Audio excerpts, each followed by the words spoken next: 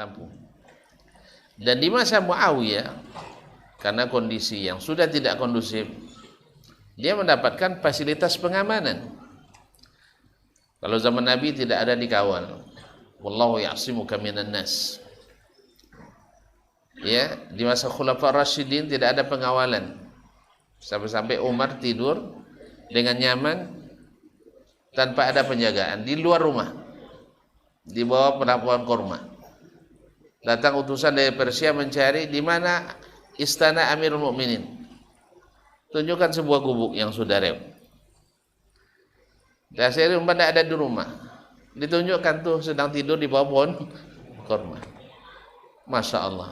Sampai-sampai Hafiz Ibrahim, seorang penyair dari Mesir, mengungkapkan dengan bahasa sastranya keterkejutan dan terkesimanya utusan Persia ketika melihat itu. Wara'a sahiba Kisra ar-ra'a Umaran bainar ra'iyyati utlan wa huwa ra'iha hakamta fa'adalta fa'aminta ila akhir al-abyat. Utusan Raja Persia terkesima ketika melihat Umar bisa tidur tenang dan nyaman tanpa ada penjagaan. Masyarakatnya tidur nyaman, dia juga tidur nyaman. Kalau kita mungkin pemimpin tidur nyaman, rakyatnya yang menjaga tidak nyaman. Tapi tidak. Bainar ra'iyyati utlan. Jadi antara rakyat yang juga sedang istirahat. Jadi istirahat rakyat tak terganggu oleh istirahat pemimpin. Inilah keamanan itu.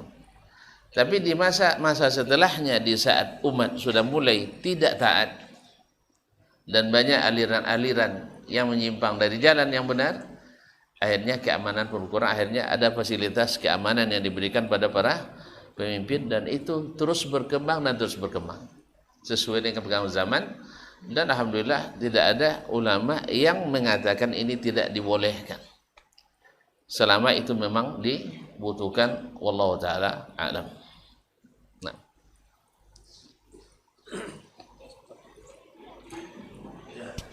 pertanyaan kepada Pak Ustaz dan sudah dijawab ya. Jadi fasilitas yang dipergunakan untuk menunjang pekerjaan atau rutinitas maka dimulaikan. Sekarang pertanyaan kedua kepada Dr. ini, yaitu hukum fikih. Ada hukum fikih tentang penggunaan fasilitas tersebut. Bismillahirrahmanirrahim. Alhamdulillah wassalatu wassalamu ala Rasulillah wa ala alihi washabbihi wa wala. Terima kasih atas pertanyaannya terkait dengan hukum fikih, berarti halal atau haram, boleh atau tidak boleh untuk menggunakan fasilitas. Sesuatu yang memang sudah ditetapkan sebagai fasilitas dan ada legal formalnya untuk fasilitas itu, secara hukum ya berarti boleh untuk digunakan. Terkait dengan contoh tadi itu, kadang punya baju sekian, mobil sekian, di situ mungkin bukan soal boleh tidak bolehnya, tapi soal kepantasan. Pantas enggak untuk seperti itu? Ketika diberikan juga baju berlapis-lapis seperti itu, pagi lain, sore lain, sementara rakyat tidak makan, pantas tidak? Itu masalah. Kalau dari segi boleh, dari fikihnya, kalau memang ada aturan yang membolehkan, berarti dia telah melaksanakan aturan yang ada.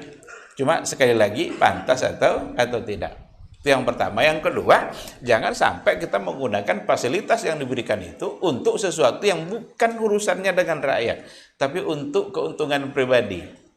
Ini sudah bisa menjadi salah.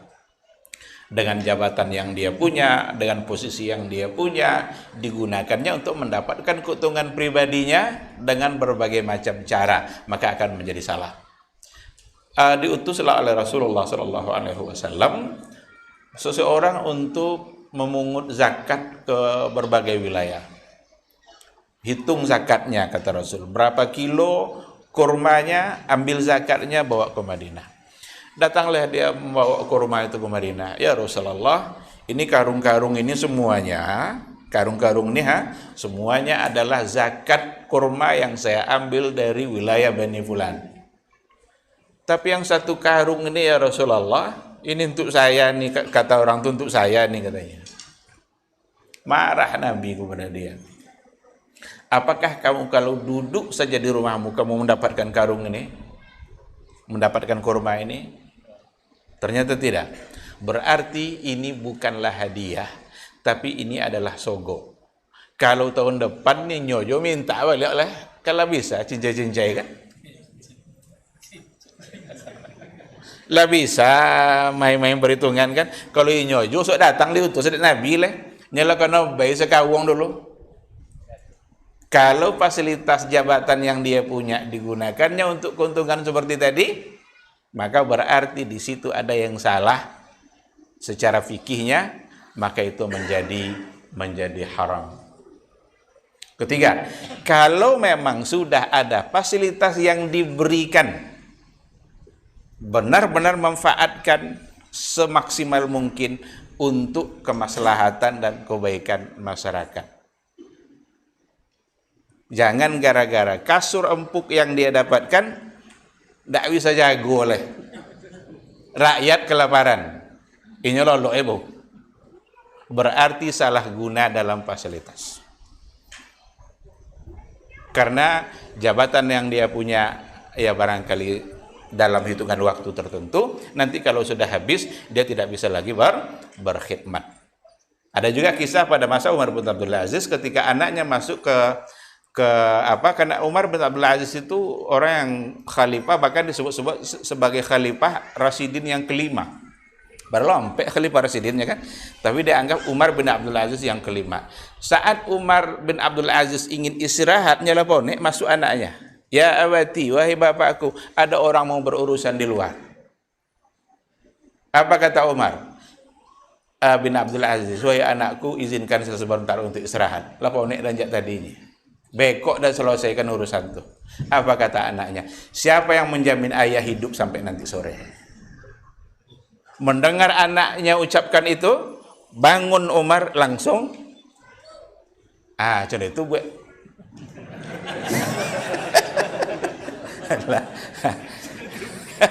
Memang harusnya itu. Kalau nak menjadi pejabat, juga contoh itu buat. Tapi kalau hanya sekedar memperkaya diri sendiri, lah dapat ada mobil tu, ndak joleh guna atau digunakan untuk yang tidak untuk kemaslahatan umat, berarti dia salah dalam menggunakan jabatannya, dan jabatan bukan hanya persoalan dunia, tapi tanggung jawab di akhirat. Maka Nabi bilang kepada Abu Dzar, innaka rajulun dhaif. Sungguh engkau adalah laki-laki yang lemah. Di akhirat nanti engkau akan menyesal. Oleh karena itu, pesan kepada semua pejabat, ingat jangan sampai penyesalan itu ada nanti di akhirat kelak. Wallahu subhanahu wa ta'ala alam. Silakan. Ya, selanjutnya kita serahkan ke sana.